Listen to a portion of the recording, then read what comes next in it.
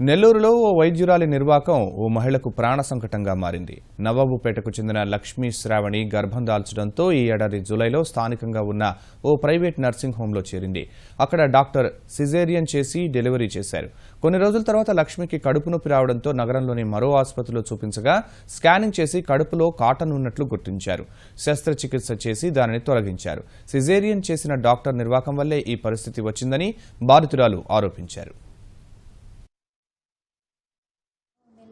Madam కుట్లేసేటప్పుడు మాఫ్ అనే ఒక దాన్ని పెట్టి లోపల కుట్టేశారు. 4 months నుంచి నాకు స్టమక్ పెయిన్ వస్తాను. వేరే దగ్గర చూపించుకున్నాను, ఏదో ఉంది అని చెప్పి CECT రాశారు. తీయించుకుంటే ఏదో ఫారెన్ బాడీ ఏదో లోపల ఉంది, సర్జరీ చేసి తీయాలి అని చెప్పారు. ఇంత బాధపడుతున్నాను నేను వాళ్ళ నిర్లక్ష్యం వల్ల. లక్ష్మీ శ్రావణి అనే పేరు అదే ఆపరేషన్కి వచ్చింది. ఆపరేషన్ చేసినప్పుడు సమస్య వచ్చింది.